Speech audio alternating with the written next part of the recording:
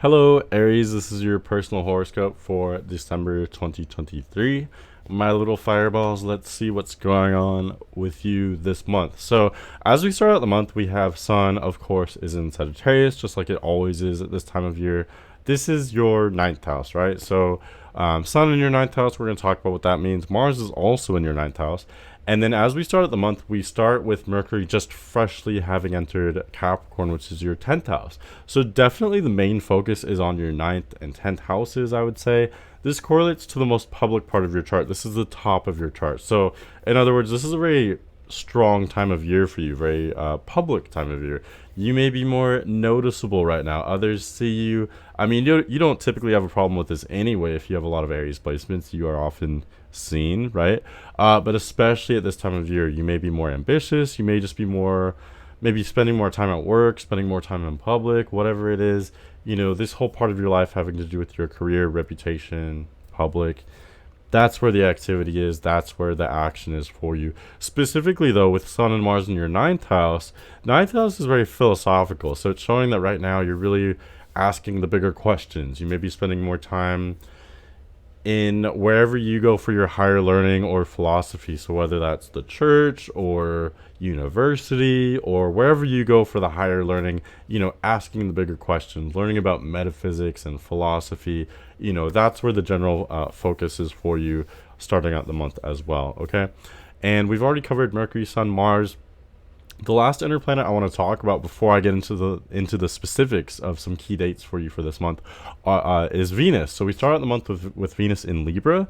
Libra is your seventh house, right? So Venus is giving you pleasure, abundance, joy in your relationships, specifically any like one-on-one partnerships. So any like team that you have, a team of two people, if that makes sense.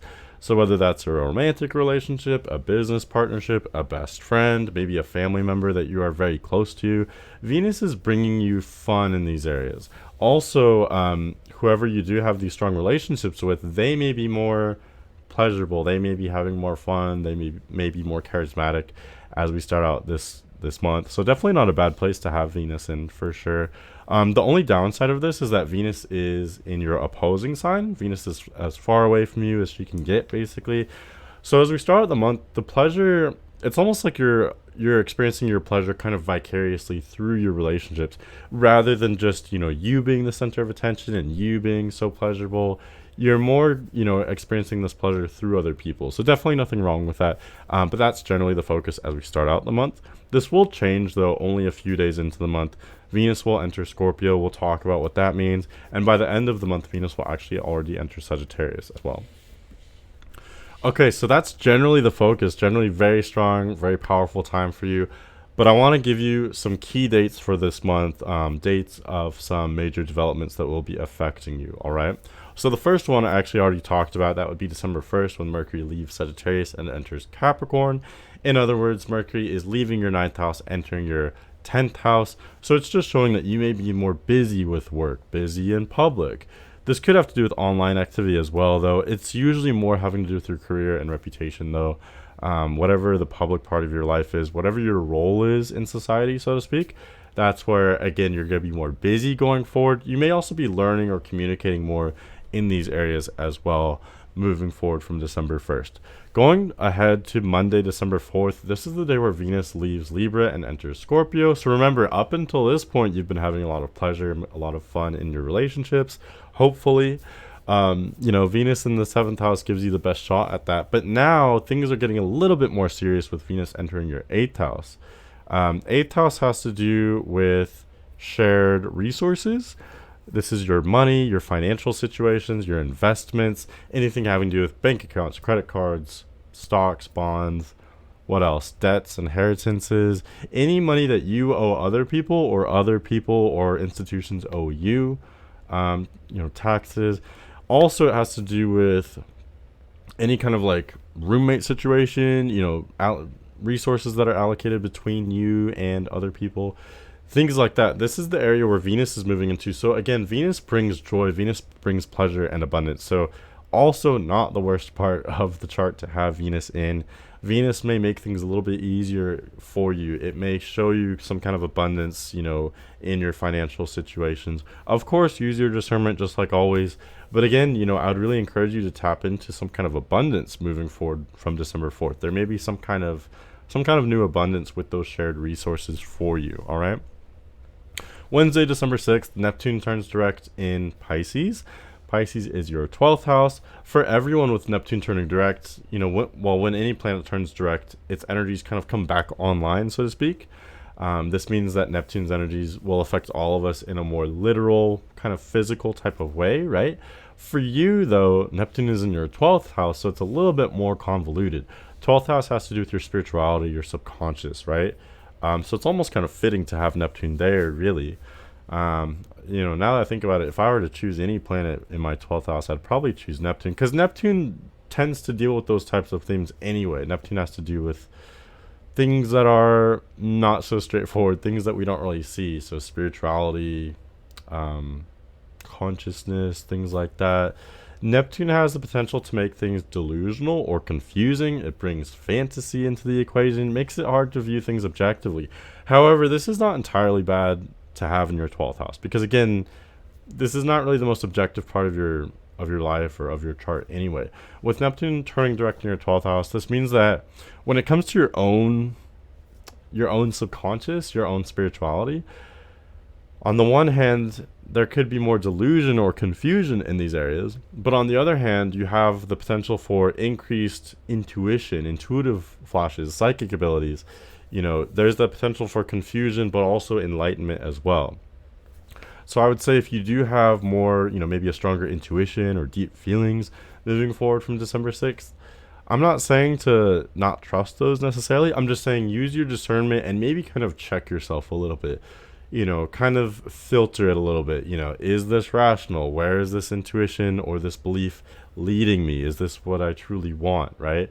Use that kind of rational filter just to make sure that this is leading you to enlightenment, not so much to delusion or confusion.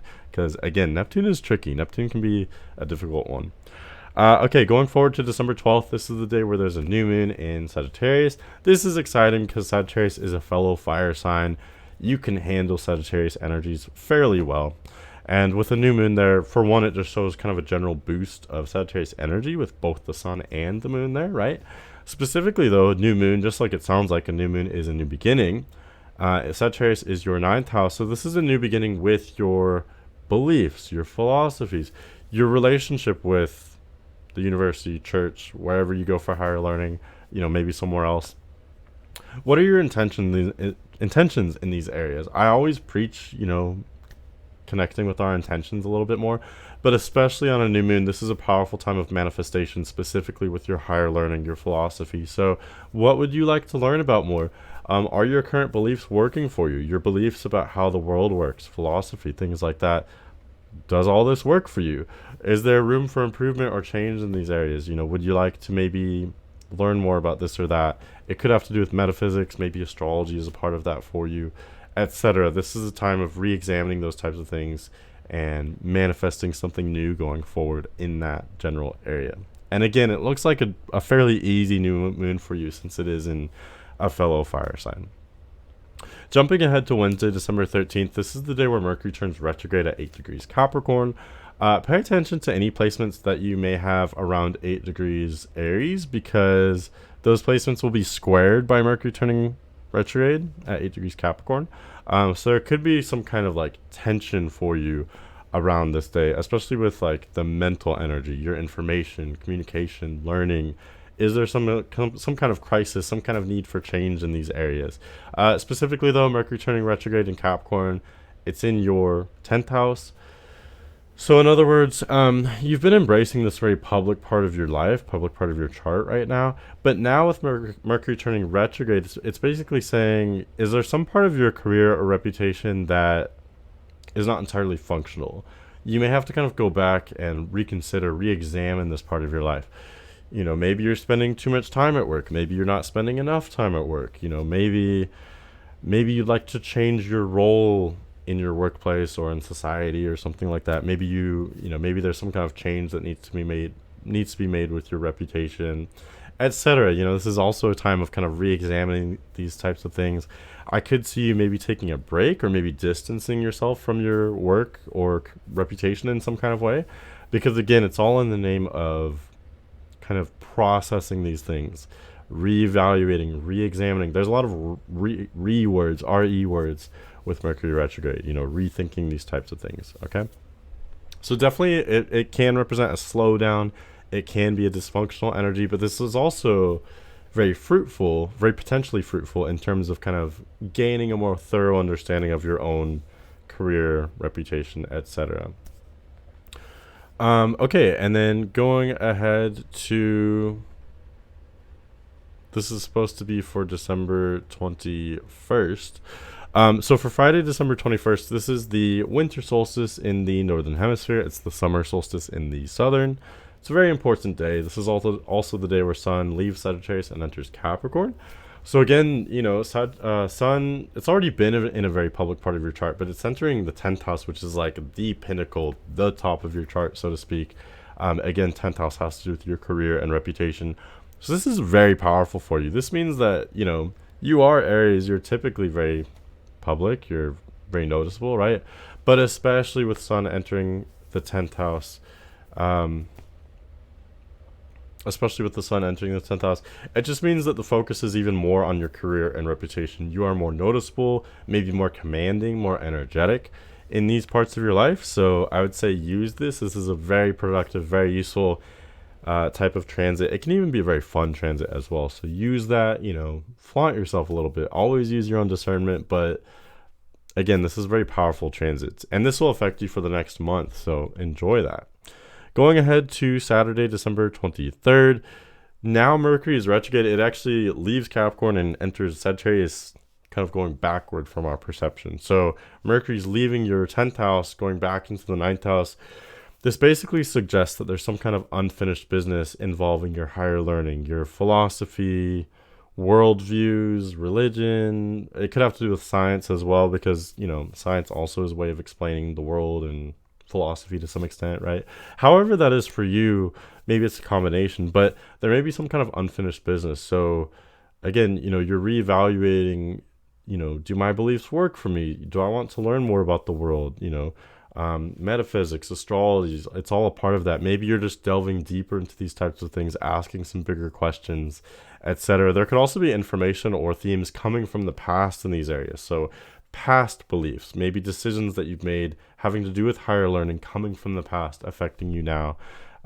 You're reworking, re-examining these types of things moving forward from December 23rd. December 26th, this is the day where we have a full moon at 4 degrees Cancer. And remember what I say, a full moon, it's not just about the moon, it's a moon-sun opposition. So it's highlighting the Cancer-Capricorn axis. This is a big deal for you because Cancer and Capricorn each square your sign. So in other words, especially if you have placements around 4 degrees Aries, they will be involved in a T-square with this full moon and the sun. The sun and the moon are making a T-square with any placements you have in Aries, but especially those around 4 degrees Aries, okay? So this could be stressful, it could be anxious. It doesn't have to be. I'll tell you how to use this transit. But it's basically suggesting that there's some kind of change that needs to be made. You have to make some kind of change. Specifically, this is highlighting your 4th, 10th house axis. So this has to do with your work-life balance, basically. This is the tug of war between your home life and your work life. Is there balance here? It's all about finding balance. On or around this day, you may feel kind of a push or pull. You may feel drawn toward one or the other. So there could be some kind of situation that's asking you, what's more important, your home life or your work life, your private life or your professional life? And obviously both are important. You have to have a balance of both.